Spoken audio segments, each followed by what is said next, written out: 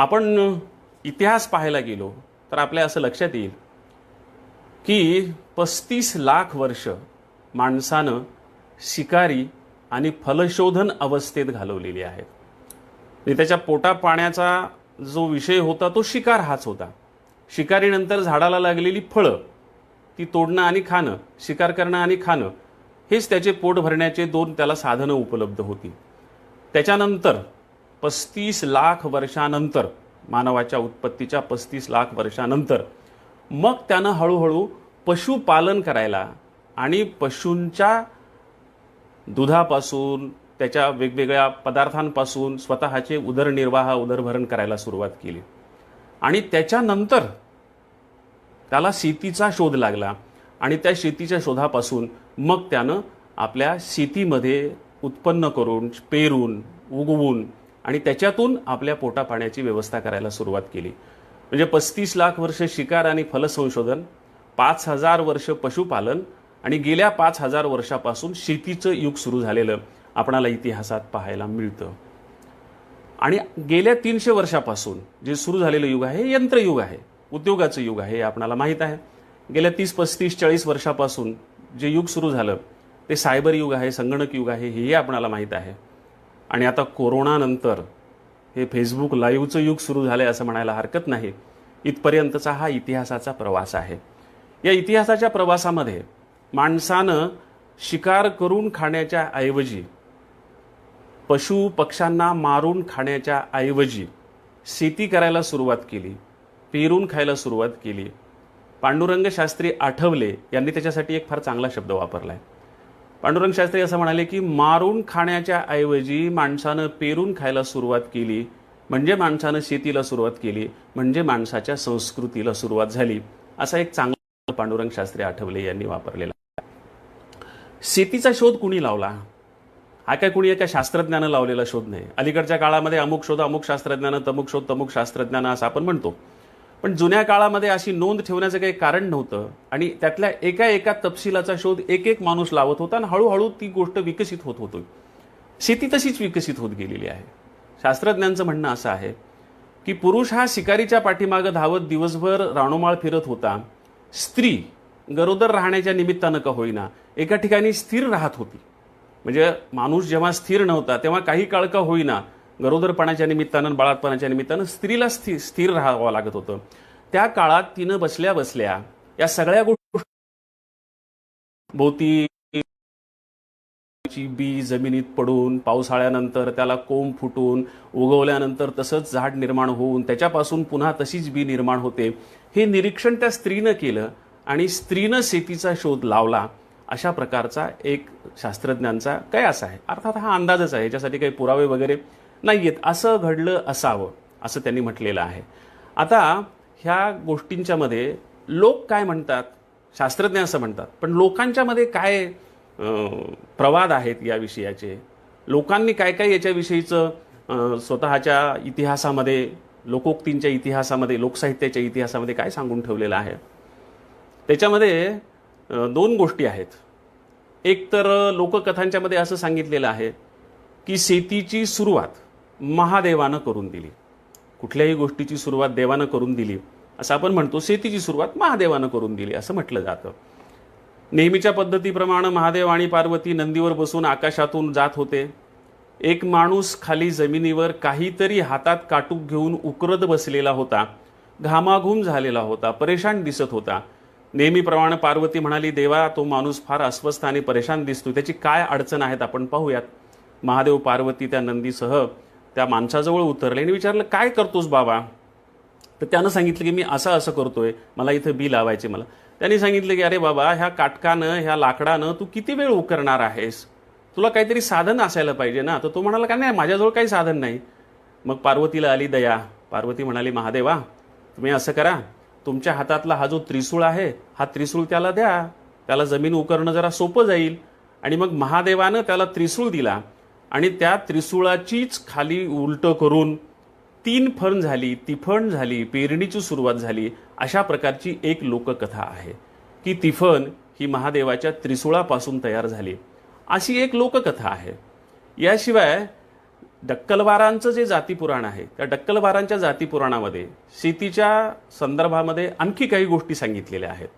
म्हणजे जशी तिफणीची सुरुवात महादेवाच्या त्रिशूळापासून झाली, तशी बैल कधी पहिल्यांदा माणसानं अवताला लावला, नांगराला लावला, तर त्याचं असं सांगितलं जातं की बसव्या म्हणजे बैल हा माजला होता जंगलामध्ये, तो सर्वांना त्रास देत होता, म्हणून सगळे देव महादेवाकडे गेले आणि त्याला सांगितलं की असा असा हा त्रास देतोय आम्हाला आणि ह्याचा काहीतरी बंदोबस्त करा.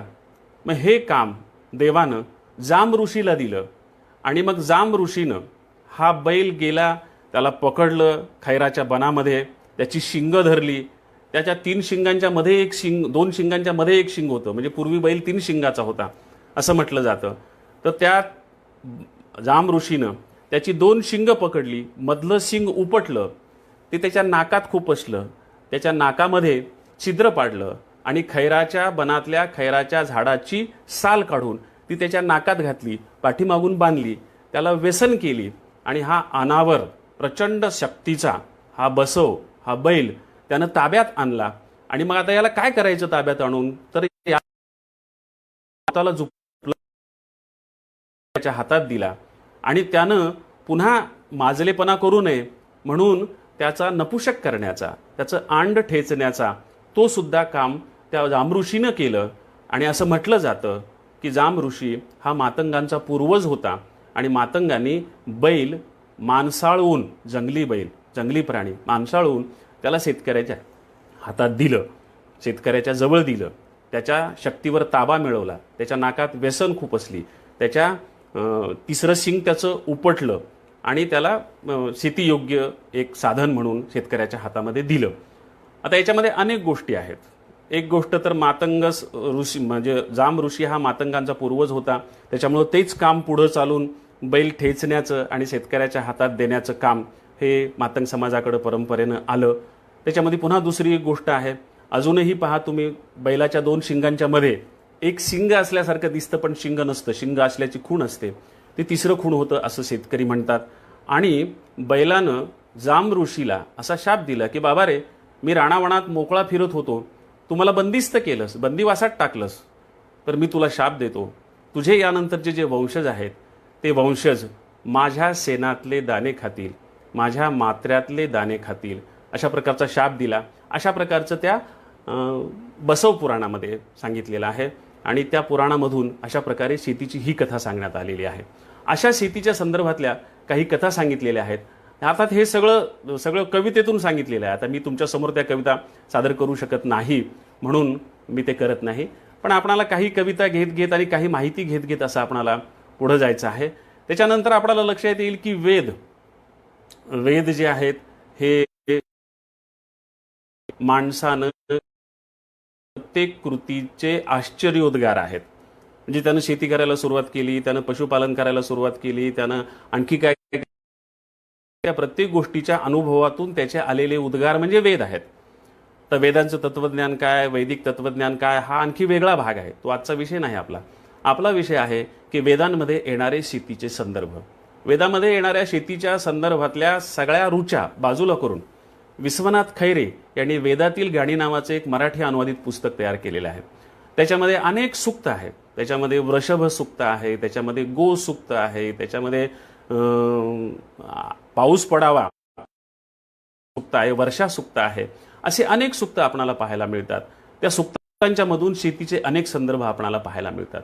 त्या सूक्तांच्या पैकी एक सूक्त, एक वेदातलं गाणं जे अनुवादित केलेलं आहे विश्वनाथ खैरेंनी, ते मी तुम्हाला सांगतो आणि मग त्या संदर्भात आणखी काही बोलतो. ते गाणं असं आहे, कल्याण बैलांचे तसे माणसांचे, कल्याण करोया शेतीचे नांगर. कल्याण बैलांचे तसे माणसांचे, कल्याण करोया शेतीचा नांगर. कल्याण बैलांच्या असोत, कल्याणकारक असावा आसूड. एका अर्थानं ही प्रार्थना आहे. शेतकऱ्याचा आसूड, शेतकऱ्याचं येठण, शेतकऱ्याचं जुपण, शेतकऱ्याची साधनं ही कल्याणकारक असू दे आणि त्या साधनाच्यामुळं शेतकऱ्याला काही इजा न पोचू दे, अशा प्रकारची प्रार्थना या सूक्तामध्ये करण्यात आलेल्या आपल्याला पाहायला मिळते. कल्याणाच्या गाठी वडींच्या असोत असं म्हटलेलं आहे. येठण, जुफण त्याची जी गाठ असते ती निसटली तर ते डोमाळं डायरेक्ट येऊन शेतकऱ्याच्या कपाळावर लागतं आणि कपाळ मोक्ष होतो, म्हण पडलेली असावी. तर अशा प्रकारची ती गाठ सुटू देऊ नकोस, त्याचं कपाळ मोक्ष होऊ देऊ नकोस, अशी प्रार्थना वेदाच्या या रुचेमध्ये केलेली आपणाला पाहायला मिळते. वेदाच्या नंतर 2 संस्कृत ग्रंथ आहेत जे संपूर्णपणे शेतीशास्त्रावर लिहिलेले आहेत. ॲग्रो हिस्ट्री सोसायटी नावाची हैदराबादला नेने नावाच्या ग्रस्तांनी, जे खूप मोठ्या नोकरीमध्ये होते युनोमध्ये, त्यांनी परत येऊन ही संस्था सुरू केली. त्याच्या वतीनं शेतीविषयक संशोधन सुरू केलं. आशियातल्या शेतीचा इतिहास ॲग्रो हिस्ट्री सोसायटी लिहिण्याचं काम त्यांनी केलं. त्याच्यामध्ये त्यांना 2 ग्रंथ सापडले. दोन्हीही ऋषींनी लिहिलेले आहेत, दोन्हीही संस्कृतमधून लिहिलेले आहेत. त्याच्यापैकी एकाचं नाव आहे कृषी पाराशर आणि एकाचं नाव आहे काश्यपीय कृतिसूक्त. कृषी पाराशर म्हणजे पाराशर नावाच्या ऋषीनं लिहिलेला हा कृषीविषयक ग्रंथ, आणि काश्यपीय कृषीसूक्त म्हणजे कश्यप नावाच्या ऋषीनं लिहिलेला हा ग्रंथ.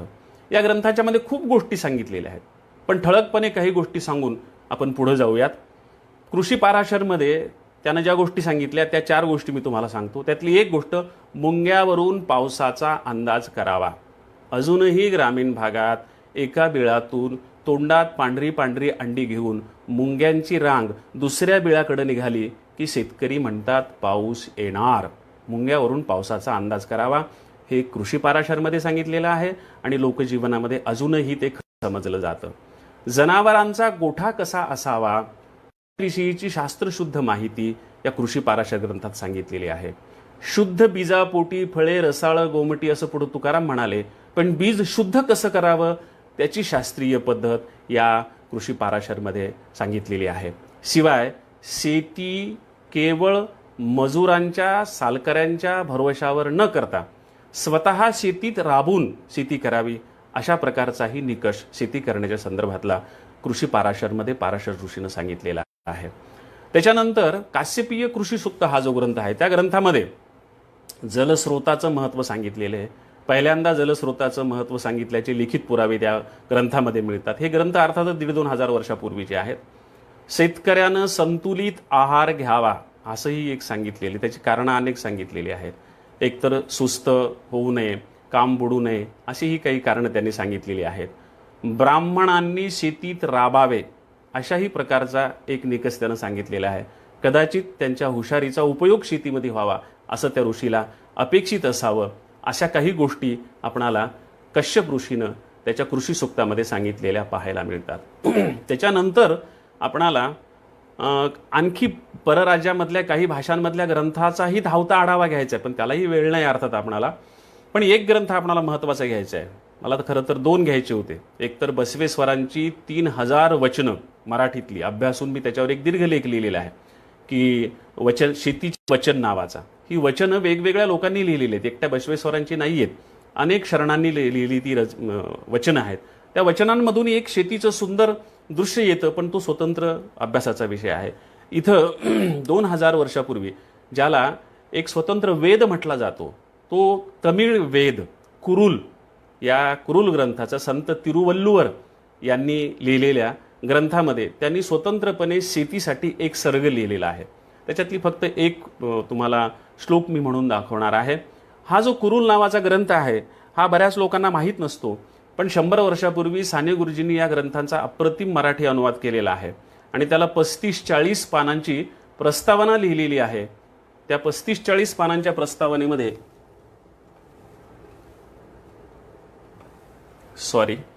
फोन आला. त्या 35-40 पानांच्या प्रस्तावनेमध्ये आपणाला साने गुरुजींनी संपूर्ण तमिळचा इतिहास, तमिळ भाषेचा इतिहास, संत तिरुवल्लुवराचं चरित्र आणि त्या ग्रंथाचा सारांश सांगितलेला आहे. फारच सुंदर असा तो ग्रंथ आहे.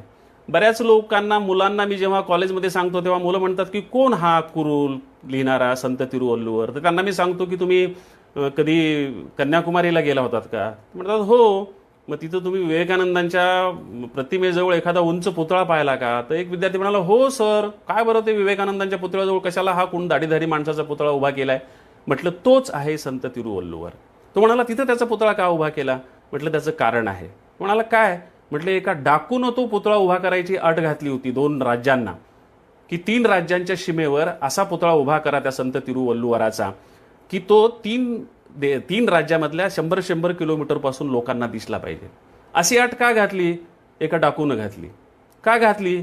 तर तो डाकू हा तिरुवल्लुवराचा वंशज होता. कोण हा डाकू? तर हा वीरप्पन नावाचा डाकू. हा प्रचंड खतरनाक डाकू तुम्हाला माहीत आहे. जेव्हा राजकुमार नावाच्या नटाला त्यानं किडनॅप केलं आणि वेगवेगळ्या अटी घातल्या, त्या अटीमध्ये एक अट होती की संत तिरुवल्लुवर यांचा असा एक पुतळा 3 राज्यांच्या सीमेवर 100 किलोमीटर दुरून दिसावा, अशा प्रकारे तुम्ही उभा करा.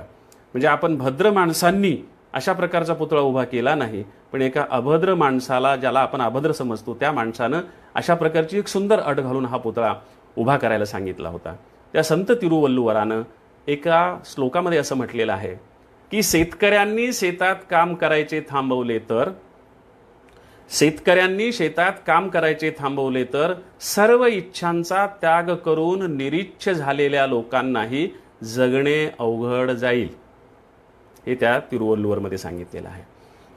कौटिल्याच्या अर्थशास्त्रामध्ये शेतीचा खूप विचार केलेला आहे, कारण त्या काळातलं सगळं अर्थशास्त्र हे शेतीवर अवलंबून अर्थशास्त्र होतं. त्याच्यामुळे त्यानं शेतीविषयी खूप चांगला विचार केलेला आहे.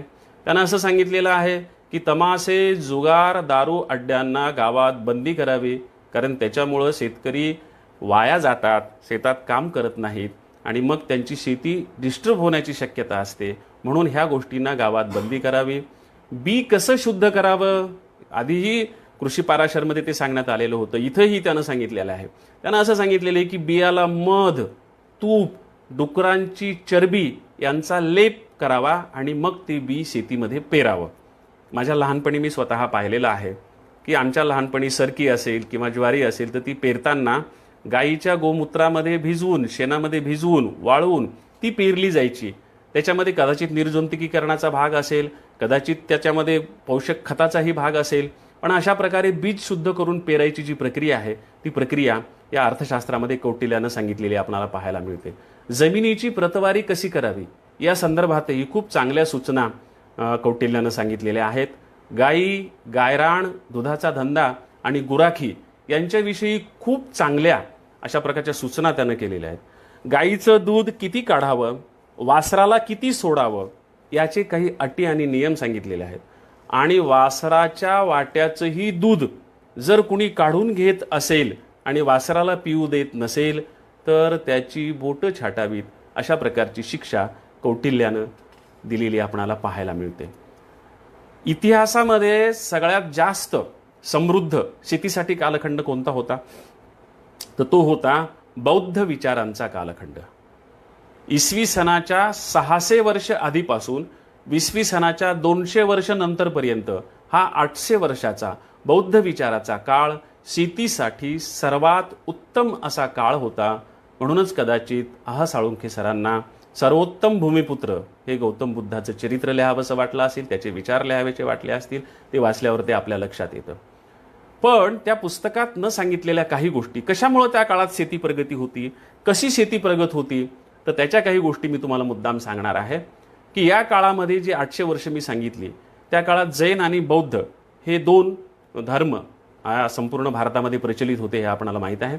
जैन आणि बौद्धांच्या या प्रचलनाच्या काळामध्ये जैन अहिंसेकडे जास्त वळत गेले आणि शेतीमध्ये हिंसा आहे म्हणून ते शेती सोडून व्यापार आणि शहराकडे स्थिर झाले.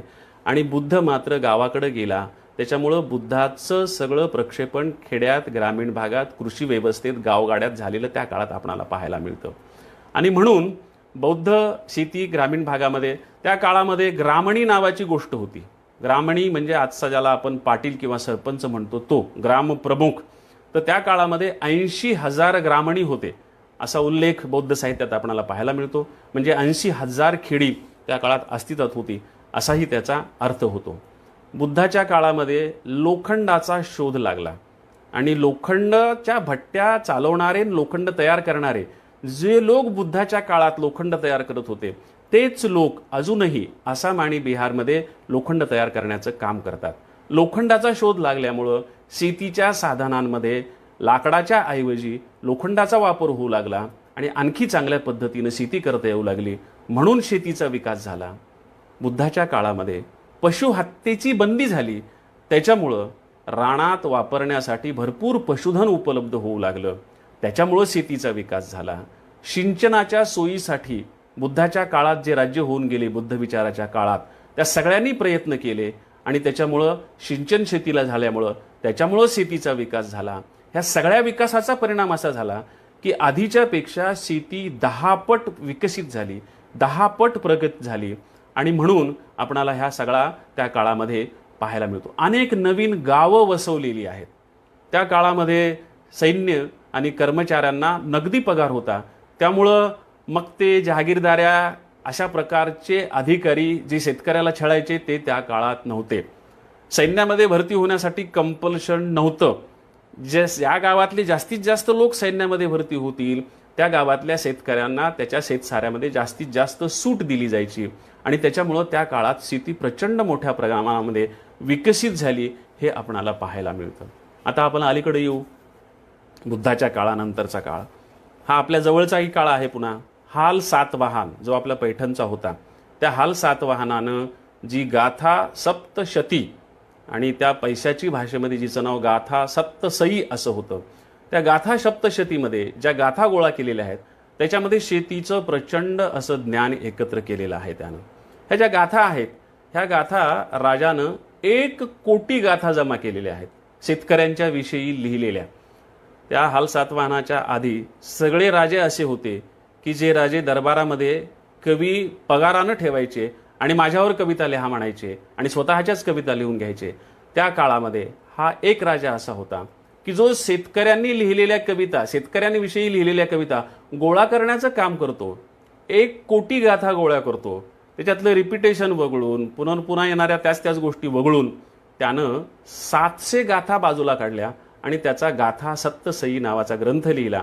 या गाथा सप्तसई नावाच्या ग्रंथामध्ये पुष्कळ गोष्टी आहेत. त्या काळातल्या अनेक सांगण्यासारख्याही गोष्टी आहेत, पण तोही आपणाला पूर्ण वेळ नाहीये. त्याच्यामुळं काही गोष्टी मी तुम्हाला मुद्दाम सांगणार आहे की या गाथा सप्तसईचं नंतर संस्कृत रूपांतर झालं आणि संस्कृत रूपांतरामध्ये मूळ पैशाची भाषेतली प्राकृत गाथा जी होती ती शृंगारी रूपात दूषित होऊन संस्कृतमध्ये गेली.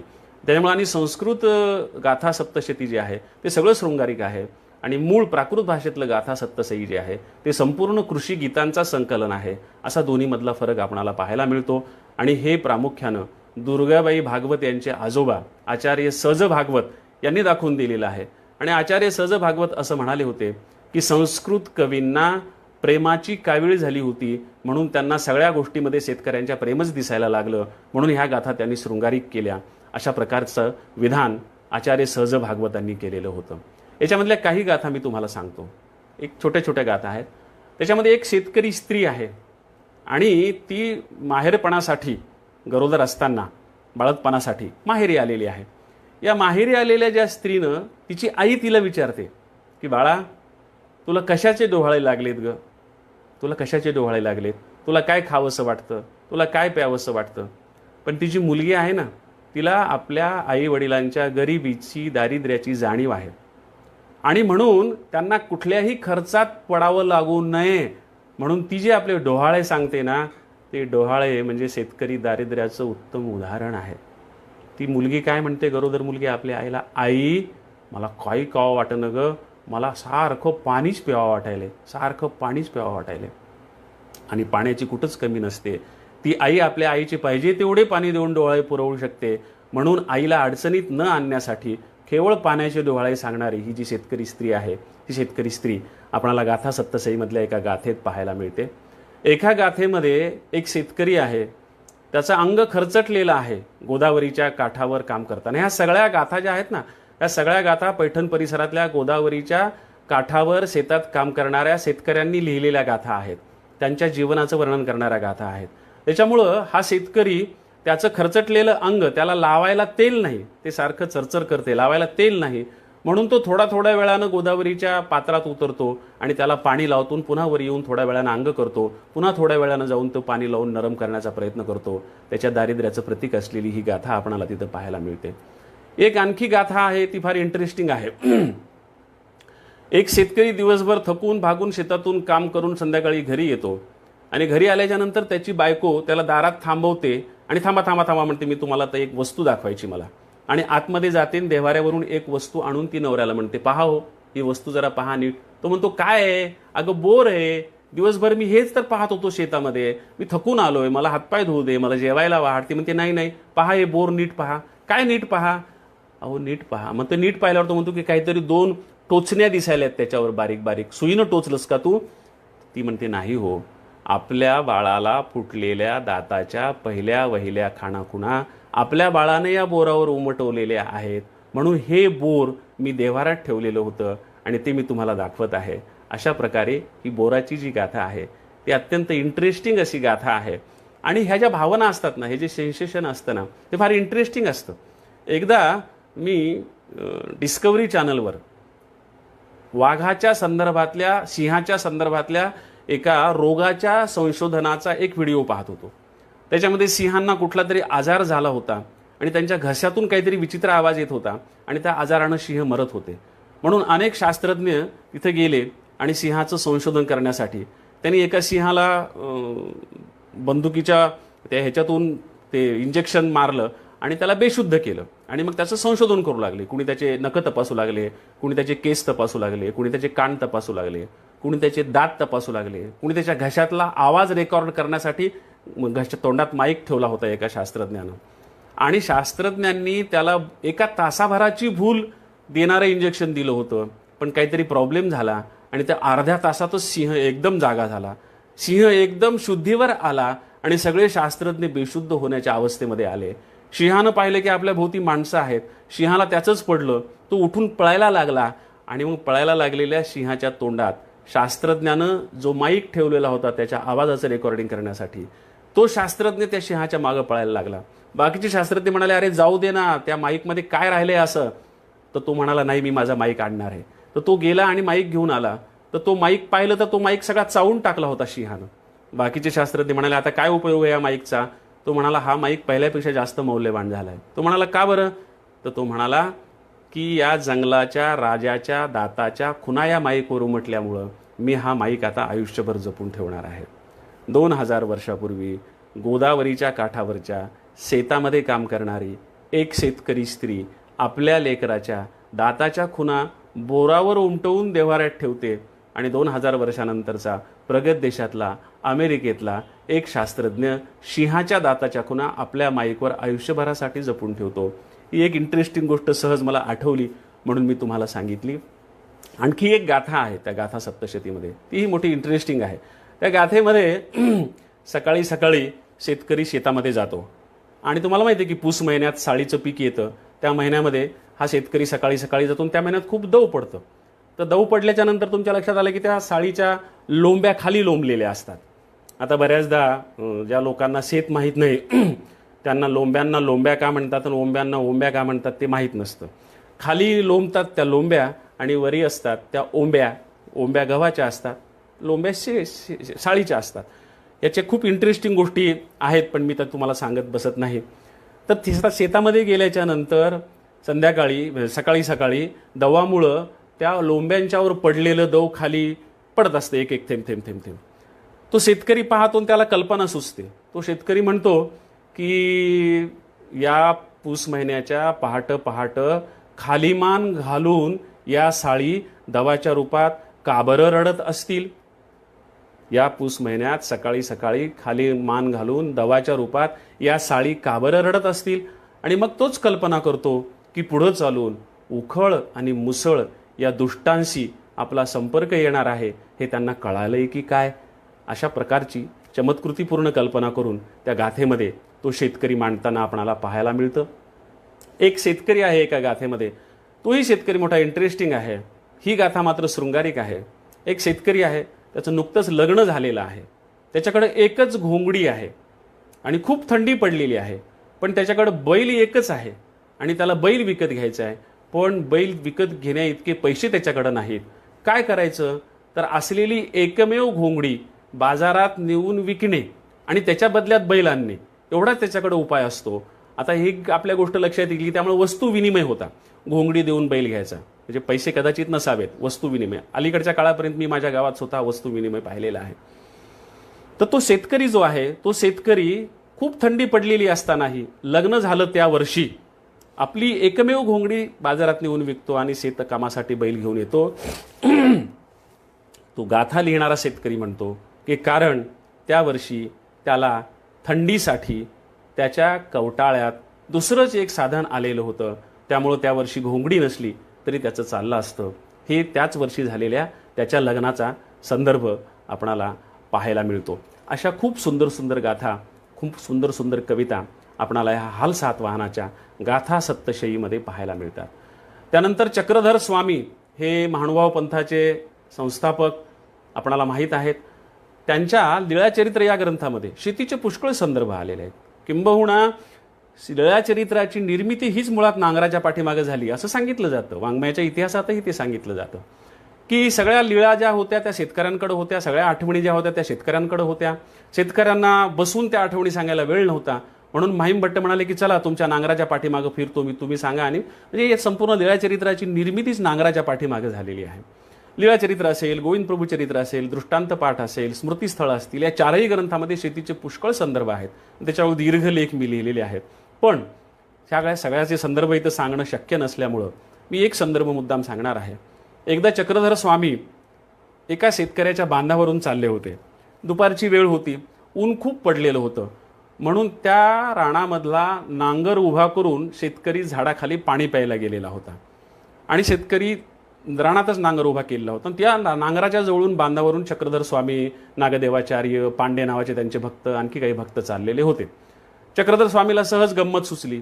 ते पांडे यांना म्हणाले की अहो पांडे, तुम्हाला आऊत हाणता येतं का हो? पांडे म्हणाले त्याला काय विद्वत्ता लागते, त्याला काय विद्या लागते, सहज हाकू शकतो मी नांगर. बरं बरं बरं दाखवा बरं म्हणाले नांगर हाकून.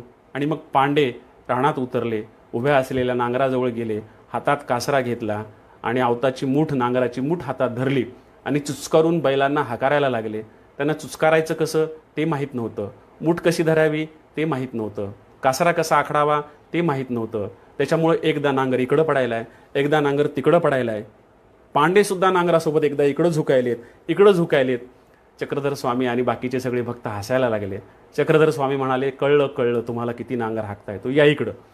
पांडेंना बोलवून घेतलं आणि पुन्हा चक्रधर स्वामीला हुक्की आली. ते नागदेवाचार्यांना म्हणाले की का हो नागदेव, तुम्हाला नांगर चालवता येतो? नागदेव म्हणाले काय झालं न चालवता यायला?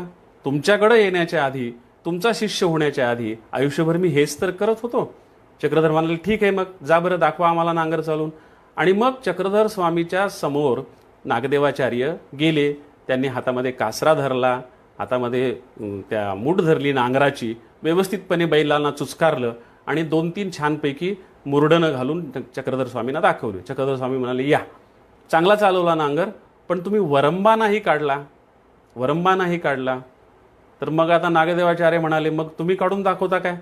चक्रधर स्वामी म्हणाले पाहतो आणि प्रयत्न करतो. की चक्रधर स्वामी गेले, त्यांनी आपलं धोतर खोसलं, बंडी जी होती ती वर सारली, बरोबर नांगराची मूठ धरली, बरोबर कासरा धरला आणि छानपैकी 3-4 मुरडणं काढून दाखवली आणि वरंबा काढून दाखवला. अगदी जमिनीच्या जिव्हारी नांगराचा फाळ नेऊन दाखवला.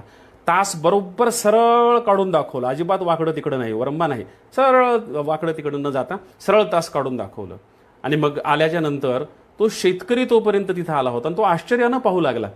आणि तो शेतकरी चक्रधर स्वामींना असं म्हणाला की का हो, आमच्या पिढ्याने हे काम करण्यात गेल्या, माझं स्वतःचं आयुष्य हे काम करण्यात गेलं, पण मला एवढा सरळ नांगर कधी चालवता आला नाही, मला असा वरंबा काढता आला नाही, आणि तुम्हाला कसा वरंबा काढता आला?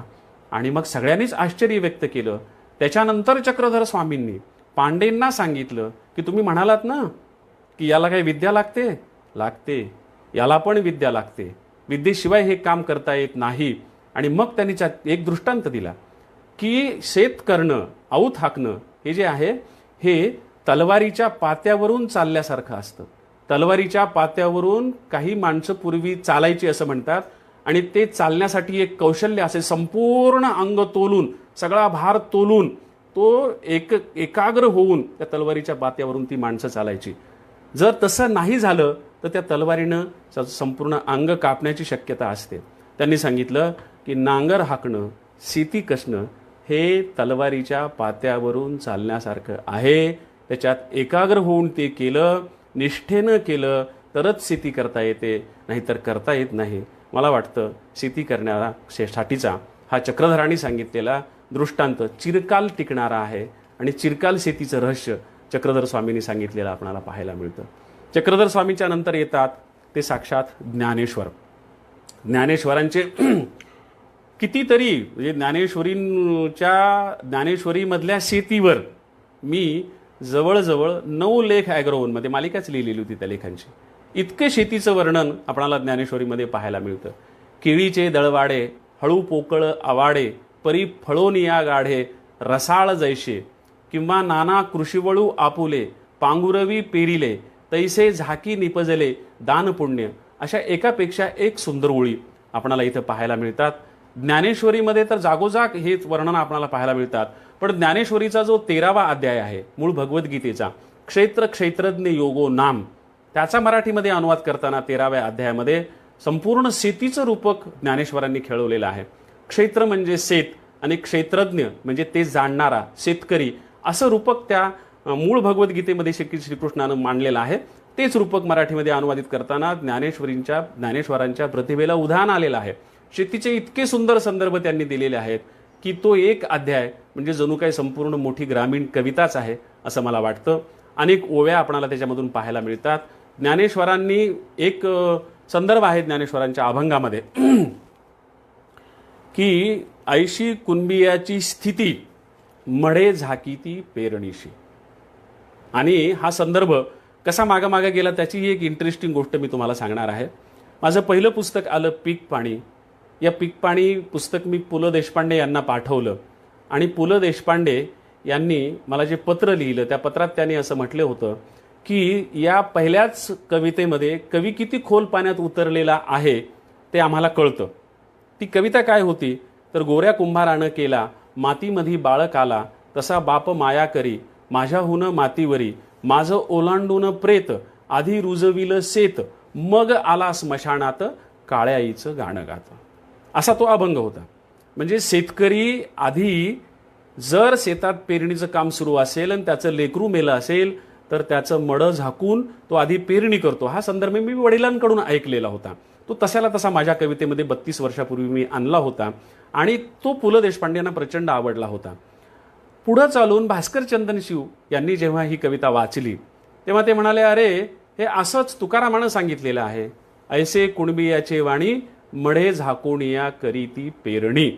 आणि पुढं चालून जेव्हा मी ज्ञानेश्वरी वाचू लागलो तेव्हा माझ्या असं लक्षात आलं की हे तर ज्ञानेश्वरांनी पण सांगून ठेवलेलं आहे, ऐसी कुणबियाची स्थिती मढे झाकीती पेरणीशी. म्हणजे ज्ञानेश्वरांनी सांगून ठेवलं ऐसी कुणबियाची स्थिती मढे झाकीती पेरणीशी. तेच तुकारामानं सांगितलं ऐसे कुणबियाचे वाणी मढे झाकुनिया करीती पेरणी. तेच कुठंतरी कीर्तनात माझ्या बापानं ऐकलं, तेच कधीतरी घरी गप्पांमध्ये सांगितलं, तेच माझ्या मनात भरलेलं मी माझ्या कवितेमध्ये लिहिलं. पुढं शांता शेळकीने जेव्हा ही कविता ऐकली तेव्हा शांताबाई म्हणाल्या, अरे इंद्रजीत, शेतकरीच काय, कुणीही आपल्या कामावर निष्ठा असणारा माणूस अर्धवट काम सोडून दुसरं कितीही महत्त्वाची गोष्ट आली तर जात नाही. बालगंधर्वाचं उदाहरण तुला माहीत नाही का? त्यांचं नाटक सुरू असताना इंटरव्हलमध्ये कुणीतरी येऊन त्यांना सांगितलं की अरे अहो तुमची मुलगी वारलेली आहे. बालगंधर्व म्हणाले, मला सांगितलंस, आणखी कुणालाही सांगू नकोस. आणि त्यांनी ते पूर्ण नाटक केलं आणि मग नंतर ते आपल्या मुलीच्या अंत्यसंस्कारासाठी गेले. हा किस्सा सगळ्यांनाच माहीत असलेला किस्सा आहे. गाडगे बाबांचा गोनी दांडेकरांनी त्यांच्या चरित्रामध्ये लिहिलेला एक आपल्या मराठवाड्यातला किस्सा आहे. कंधारला गाडगे बाबांचं कीर्तन सुरू होतं. त्या कीर्तनामध्ये एक माणूस धापा टाकत धावत पळत आला आणि बाबांना काहीतरी सांगू इच्छित होता पण तो कचरत होता, कसं सांगू. बाबा म्हणले, अरे सांग काय झालंय ते. तो धापा टाकत होता. बाबा म्हणाले, सांग काय झाले ते. आणि मग तो माणूस म्हणाला, बाबा तुमचा एकुलता एक मुलगा गोविंदा याचं निधन झालेलं आहे. गाडगे बाबा म्हणाले, एवढंच ना. अरे ऐसे गेले कोट्यानु कोटी काय रडू एकासाठी, ऐसे गेले रे अनंत काय एकाचीच खंत, गोपाला गोपाला देवकी नंदन गोपाला.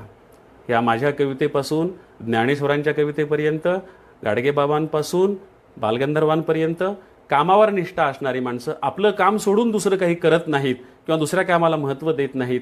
हा संदर्भ सगळीकडे सारखाच पाहायला मिळाला. तो अर्थात मला उलगडत गेलेला आहे, एक पापुद्रा आहे त्या कवितेचा, म्हणून तो तुम्हाला मुद्दाम सांगितला. ज्ञानेश्वरांचा एक अभंग मुद्दाम तुम्हाला मी शेवटी सांगणार आहे. जो अभंग शरद जोशींनी शेतकऱ्यांच्या प्रश्नांचं ज्या परिभाषेमध्ये उलगडा केला, जे सूत्र सांगितलं त्याच पद्धतीनं ज्ञानेश्वरांनी शेतकऱ्यांचा प्रश्न त्यांच्या एका अभंगात मांडलेला आहे. आणि तो अभंग मी मुद्दाम ज्ञानेश्वरांचा तुम्हाला सांगणार आहे. तो अभंग असा आहे की रात्रीन दिवस करीतसे चिंता केशवा धडवता होईल मी. रात्रीन दिवस करीतसे चिंता केशवा धडवता होईल मी. खिरजट घोंगडे फाटके ते कैसे वेचिले तैसे भोगीजे. खिरजट घोंगडे फाटके ते कैसे वेचिले तैसे भोगीजे. धन नाही गाठी जीवितवा आटी उघडी पाठी हिव बाजे. बाप रखुमा देवी वरा घोंगडे मागो आता तोच एक दाता देईल की. अर्थ सांगतो थोडक्यात, कारण जुन्या भाषेत असल्यामुळे सलग अर्थ सहज कळणं शक्य नाही. त्या अभंगामधला शेतकरी असं म्हणतोय, त्या अभंगाचं नाव घोंगडं असं आहे. शेतकरी असं म्हणतोय की रात्रीन दिवस करीत असे चिंता. देवा, मी रात्रंदिवस चिंता करतो. केशवा धडवता होईल मी. कधीतरी न फाटलेले धड कपडे घालण्याची क्षमता माझ्याजवळ प्राप्त होईल, ह्याच्यासाठी मी रात्रंदिवस प्रयत्न करतो. रात्रीन दिवस करीत असे चिंता केशवा धडवता होईल मी. खिरजट घोंगडे फाटके ते कैसे वेचिले तैसे भोगीजे. पण माझ्या वाट्याला कायम खिरजट फाटलेलंच घोंगडं काय येतं देवा? काय मी पूर्वजन्मी पाप केलं होतं काय? वेचिले तैसे भोगीजे म्हणजे पूर्वजन्मी काय मी पाप केलं होतं काय? आणि मग शेवटी तो म्हणतो बाप रखुमा देवी वरा घोंगडे मागो आता तोच एक दाता देईल की. तोच एक दाता देईल की. अशा प्रकारचा अभंग ज्ञानेश्वरांनी लिहिला होता. आणि त्या अभंगांच्या मधून ह्या गोष्टी आपणाला लक्षात येईल की पुढं पुढं आपणाला गेलेल्या दिसतात. संत एकनाथ महाराजांच्या साहित्यामध्ये सुद्धा खूप मोठ्या प्रमाणात सीते आलेली आपणाला पाहायला मिळते. त्यांनी सिंचनाच्या दोन पद्धती सांगितलेल्या आहेत, एक पाटाची आणि एक मोटेची. त्यांनी असं म्हटलेलं आहे की मळा सिंपावया लागोनी मोठ पाट उपाय दोन्ही. मोठा काढीजे विहिरवणी बहुत कष्टोनी अति अल्प. म्हणजे जर मळा शिंपवायचा असेल, सिंचन करायचं असेल, भिजवायचं असेल तर मोठ आणि पाट अशा दोन प्रकारचे उपाय आहेत. मोठा काढीजे विहिरवणी, मोठा विहिरीतून काढाव्या लागतात. बहुत कष्टोनी अति अल्प म्हणजे खूप कष्ट करून उगं थोडं पाणी काढून थोडा मळा भिजवता येतो. मोठ नाडा बैल जोडी, मोठ नाडा बैल जोडी अखंड झोडीता आसुडी. त्यांना बिचाऱ्यांना सारखं मारावं लागतं, मागं पुढं ओढावं लागतं. येता जाता ओढा ओढी भोय भिजे थोडी भाग एक. दिवसभर मोठ हाकून शेताचा फक्त एक कोपरा भिजतो. पण पाटाचं तसं नाही. तैसा नव्हे सरितेचा पाट एक वेळा केल्या वाट. अहर्निशी घडघडाट चालती लोट जीवनाचे. लोटच्या लोट पाण्याचे येऊ शकतात जर तुम्ही पाठ काढला तर. आणि कितीही शेत भिजू शकतं हे एकनाथांनी त्यांचं सांगितलेले आहे. एखाद्या आध्यात्मिक साधना करणाऱ्या भक्ताच्या वाट्याला येणारी जी संकट आहेत ती संकट आणि शेतकऱ्याच्या वाट्याला येणारी जी संकट आहेत ती संकट याची एकनाथ महाराजांनी खूप चांगली तुलना केलेली आहे. त्यांनी असं म्हटलेले की एवम कृषीवळाची या परी स्वर्ग प्राप्तीशी विघ्ने भारी. केले कष्ट व्रथा करी भोगू कैशा परी घडेल.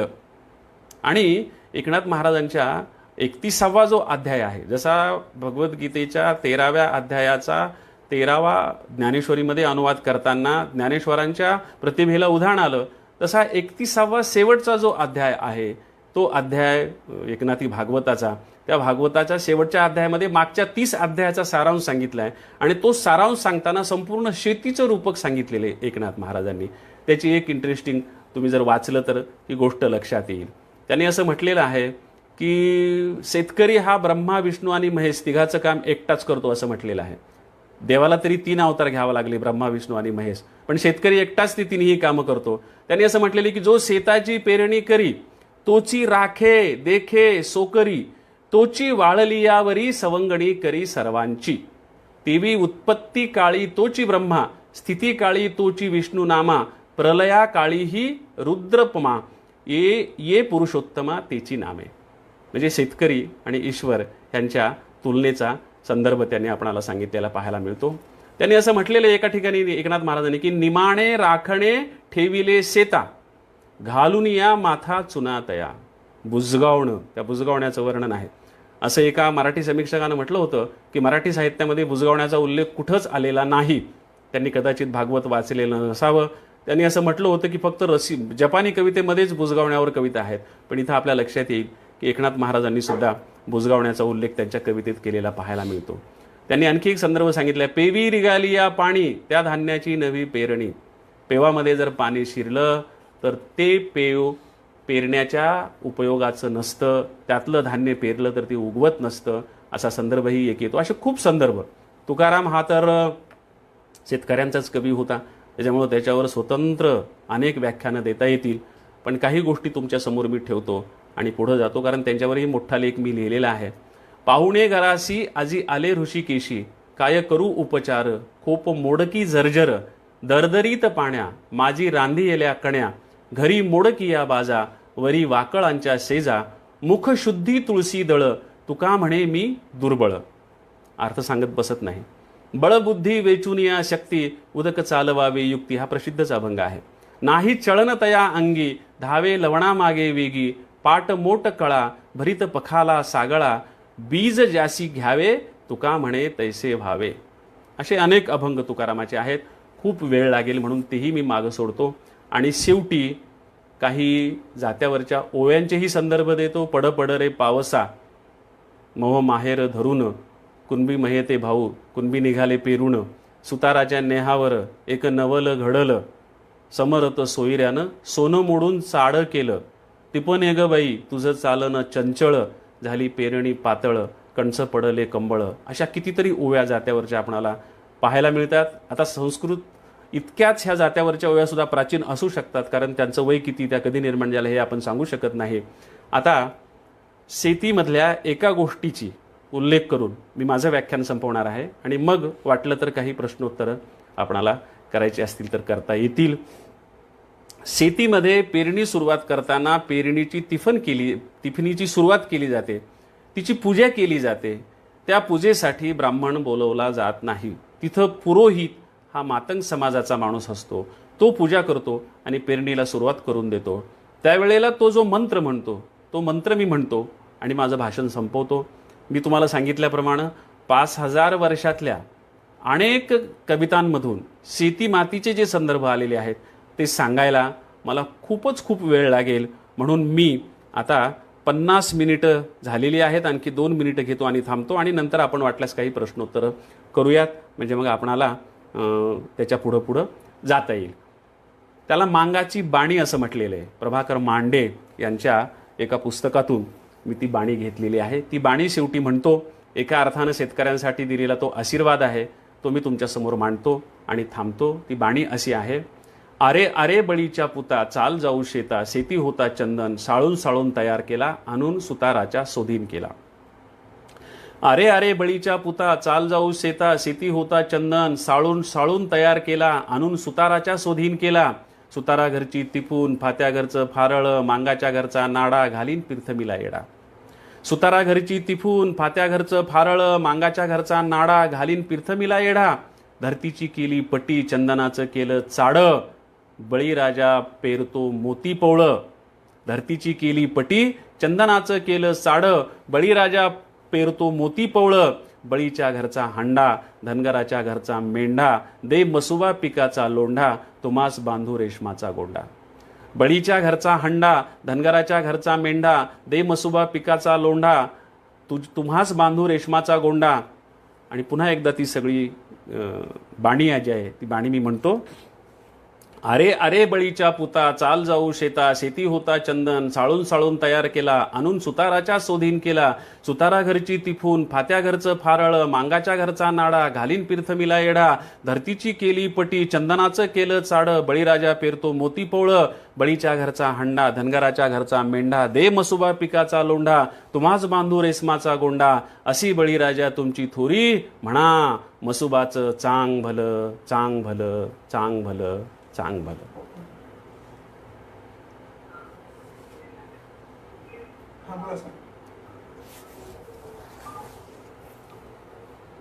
हां सर. Hello sir. हां बोला ना, मीच बोलतोय. हां प्रश्न आले, सांगा ना. एक प्रश्न आहे देवीदास सौदागर यांचा. बरं सोलापूर. त्यांचं म्हणणं आहे की शेतकऱ्याला बळीराजा म्हणण्याचा संबंध काय नेमका? तो ऐतिहासिक संदर्भ आहे आणि तो आहा साळुंके सरांनी त्यांच्या पुस्तकात खूप सविस्तर सांगितलेला आहे. त्याच्यासाठी एक स्वतंत्र व्याख्यान द्यावं लागेल. त्याचे वेगवेगळे अर्थ आहेत. एक तर बळीवंत हा मूळ शब्द आहे आणि बळीराजा हा नंतर पडलेला शब्द आहे. म्हणजे तो एकेकाळी शेतकरी हा समर्थ होता असा त्याचा अर्थ आहे, पण तो आता समर्थ नाहीये. आता तो बळीराजा नाहीये, आता तो बळी गेलेला आहे. एक माधव गव्हाणे यांचा प्रश्न आहे. हा सर. पारधी शेतकऱ्यांची मुरडण फिरवताना पाहून तो देवाला म्हणतो की देवा मला कोणाच्याही जन्माला घाल पण शेतकऱ्याचा नको. हो हो हो. हा प्रसंग काय नेमका? हा, तो माझ्या तिफन साज नावाच्या पुस्तकात आहे. हे जे मी आज विवेचन केलेलं आहे ना, हे विवेचन हा माझ्या त्या प्रकल्पाचा दुसरा भाग आहे आणि पुन्हा तिसराही भाग मी लिहिणार आहे. तिफन साज हे पुस्तक आधी आलेलं आहे, त्याच्या 2 आवृत्त्या पण आल्या, सोलापूर विद्यापीठात ते अभ्यासाला पण आहे. तिफन साजमध्ये मी शेतीचा काही इतिहास सांगितलेला आहे आणि शेती, शेतकरी आणि साहित्य आज मी जे व्याख्यान दिलंय त्या पुस्तकात काही इतिहास आहे आणि आणखी पुढे काही सांगणार आहे. हे जे लहानपणी मी तो प्रसंग पाहिलेला आहे की तो जो पारधी असायचा ना, तो पारधी त्या याच्यातून जायचा की तो चक्रा मारणारा शेतकरी पाहून तो पारधी म्हणायचा की अरे बापा ह्याचं काय अवघड आहे, देवा तू पुढे चालून काहीही कर पण मला शेतकऱ्याच्या जन्माला घालू नको रे बापा, अशा प्रकारची प्रार्थना तो पारधी करायचा असं मला वडील सांगायचे. तर तो त्या प्रसंगावर मी तो स्वतंत्र लेखच लिहिलेला आहे, तो तिफन साजमध्ये आहे. एक प्रश्न आहे तेजस्विनी जाधव यांचा. हा सर. हा सर. काव्य निर्मितीत लोककथांचा सहभाग प्रकर्षाने जाणवतो. हो हो हो. मात्र कालौघात किंवा यांत्रिक काळात लोककथाच लुप्त होत असताना हो. काव्याचा हा संदर्भही लुप्त होतोय का, याबद्दल थोडं सांगा. हां, नवीन कवितांमध्ये लोककथा येत नाहीत, पण जे कवी खूप अभ्यास करतात, वाचतात, ते वेगवेगळे नवे अर्थ देऊन जुन्या लोककथा, जुने लोकसंदर्भ, जुने लोकगीतं आपल्या कवितेमध्ये वापरतात. ते संदर्भ घेतात आणि आपल्या कवितेला नेहमीच काय असतं माहिती आहे का, की काही गोष्टी साहित्यामध्ये जेव्हा त्याच होऊ लागतात आणि कंटाळा येतो, त्याच्यात नाविन्य येत नाही, तेव्हा प्रत्येक वेळी आपणाला लोकसाहित्याकडं, लोककथेकडं जाऊन आपल्या कवितेमध्ये, आपल्या कथेमध्ये, आपल्या साहित्यामध्ये प्राण फुंकून घ्यावा लागलेला आहे. संगीतामध्ये सुद्धा तसंच आहे. जेव्हा जेव्हा संगीत खूप कंटाळवाणं झालं, रिपीट झालं, तेव्हा पुन्हा हे संगीतकार लोकसंगीताकडे गेलेले आहेत, कवी लोककवितेकडे गेलेले आहेत आणि गद्य लिहिणारे हे लोककथेकडे गेलेले आहेत. त्याच्यातून प्राण घेऊन खूप चांगल्या कलाकृती मराठीत निर्माण झाल्या हे आपल्याला पाहायला मिळतं. एक प्रश्न आहे अमोल हुलकाने यांचा. हां. शेती, माती आणि शेतकरी हो. यांच्या विवंचनेचा साहित्यात कायमच केवळ भावनात्मक वापर झालाय का? नाही, कायमच नाही. तो अगदी अलीकडच्या काळात झालेला आहे. मी जे तुम्हाला आत्ता 5000 वर्षाचं सांगितलं त्याच्यामध्ये काही कायम शेतकऱ्याचं दुःख नाही आहे किंवा आम्हीही काही फक्त शेतकऱ्याचं दुःख मांडत नाही आहोत. पण आता शेतकरीच सध्या इतक्या दुःखात आहे की दुःख सोडून दुसरं काही मांडण्याची आम्हालाच हिंमत होत नाही. त्याच्यामुळं लोकांना असं वाटतं की त्याचा भावनात्मक उपयोग होतो आहे, पण तसं नाही आहे. शेतकऱ्यांविषयी सर्व प्रकारचं लिहिल्या जाते, शेतीविषयी सर्व प्रकारचं लिहिल्या जाते, पण प्रेझेंट करताना आम्हाला बाकीचं प्रेझेंट करण्याच्या ऐवजी शेतकरी सध्या दुःखात असल्यामुळे आम्ही त्याच्यावर जास्त जोर देतो. या संदर्भाने एक प्रश्न आहे अतुल जाधव यांचा. की तुम्ही तिरुवल्लीवर यांच्या संदर्भाने शेतकऱ्याची कविता सांगितली. हो हो. आताही शेतकरी संकटात आहे, मात्र सोशल मीडियातून प्रबोधन करणारे प्रचंड उद्बोधक सध्या तयार झाले. हो. परंतु शेतकरी केवळ कोणाच्या व्याख्येपुरताच उरतो का? शेतकऱ्यांच्या यशकथा, जिद्द कधी प्रोत्साहनात्मक काव्यात का उमटत नाही? ॲग्रोवन वाचत नाहीत काय की ते? ॲग्रोवनमध्ये रोजच यशकथा असतात. त्यांना ॲग्रोवन वाचायला सांगा आवर्जून. संतोष अरसोड यांचा प्रश्न आहे की काही पुस्तकांमध्ये खारेपाटण, जिल्हा रत्नागिरी येथील कीर्तनावेळी गाडगेबाबांना गोविंदाच्या निधनाची बातमी मिळाली असा संदर्भ आहे. बरं, काही पुस्तकांमध्ये ती कंधारला कीर्तन करताना मिळाले असा पण आहे. तर काय होतं, गाडगेबाबांच्या सगळ्या ज्या गोष्टी आहेत त्या सांगोवांगी आलेल्या आहेत ना, त्यांचं चरित्र देखील सांगोवांगी आलेलं आहे. त्याच्यामुळं गावाचा संदर्भ तेवढा महत्त्वाचा नाही, त्याच्यामधला जो आशय आहे तो जास्त महत्त्वाचा. खारेपाटणला घडलं काय आणि कंधारला घडलं काय आहे का नाही, त्याच्यातला आशय महत्त्वाचा आहे ना. राहुल जाधव यांचा एक प्रश्न आहे. हा सर. की काही शास्त्रज्ञांच्या मते शेती सर्वप्रथम स्त्रीने केली. हो, ते सांगितलं ना मी. स्त्रियांनी सर्वप्रथम शेती केली असेल तर त्यांनी सर्वप्रथम जमिनीत काय पेरलं असेल याचा काही संदर्भ कुठे जाणवतो का? नाही, कुठं सापडलेला नाही. पण स्त्रियांनी शेती, मी ते सांगितलं ना की म्हणजे माणूस भटकाच होता, पण त्या भटक्या अवस्थेत देखील बाळंतपणाच्या निमित्तानं काही दिवस स्त्रीला स्थिर राहावं लागायचं ना. तर त्या काळात भोवतालाचं निरीक्षण करून तिला शेतीची कल्पना सुचली असावी, अशा प्रकारचं त्या शास्त्रज्ञांचं म्हणणं आहे, त्या संदर्भातलं अभ्यास करणाऱ्यांचं म्हणणं आहे. रवींद्र कदम पाटील यांचा एक प्रश्न आहे की पेरणीच्या वेळी शेतकऱ्याच्या डोक्यात विशेषतः टोपी असते, तर त्या टोपीचा आणि त्या पेरणीचा काही संदर्भ आहे का? कुठल्याही शुभ घडीला डोकं उघडं ठेवून काम करू नये अशा प्रकारचा एक संकेत आहे आपल्या परंपरेमध्ये. त्याच्यामुळं पेरणी करताना सुद्धा डोक्या उघडं नको ठेवू, पटका बांध, रुमाल बांध किंवा टोपी घाल अशा प्रकारचं म्हातारी माणसं सांगतात. आणि नाहीतरी ते सगळं उन्हात काम चाललेलं असतं ना, तर डोक्यावर काहीतरी झाकलेलं आवश्यकच असतं ना. हां, एवढे होते काही प्रश्न. बाकी सगळ्यांनी तुम्हाला नमस्कार सांगितलंय, काही तुमचं अभिनंदन केलंय, संदर्भाने आहे. चालेल. मीही सगळ्यांचे आभार मानतो, कारण हे जे सुरू असताना माझी लिंक तुटू नये म्हणून मी त्या पडद्यावर येणाऱ्या सूचना कधीच पाहत नाही, कारण मला ते या तंत्राचं फारसं ज्ञान नाही. हे सगळं मुलगा माझं करून देतो, अमोल नावाचा, आणि त्याच्यामुळं मग मी डिस्टर्ब होतो त्या सूचना पाहू लागलो की. त्याच्यामुळं मी त्या सूचना पाहत नाही आणि मी माझा बोलत जातो, पण त्या सगळ्यांच्या विषयी माझ्या मनात कृतज्ञता असते. आणि नंतर ते रिपीट पाहताना मला त्या सगळ्यांच्या सूचना किंवा सगळ्यांचं अभिनंदन किंवा सगळ्यांची नावं पाहायला मिळतात, ती मी पाहत असतो. त्याच्याविषयी मी सगळ्यांची क्षमा मागतो आणि आत्ताच मी सगळ्यांचे आभार मानतो. तुम्ही विवेक राठोड आवर्जून मला बोलवलं, त्याबद्दल तुमचे आभार मानतो. मी MGM विद्यापीठाचे आभार मानतो, सगळ्या लोकांचे आभार मानतो आणि सगळ्यांना नमस्कार करतो. थांबतो. धन्यवाद. धन्यवाद. Finish द्यावा.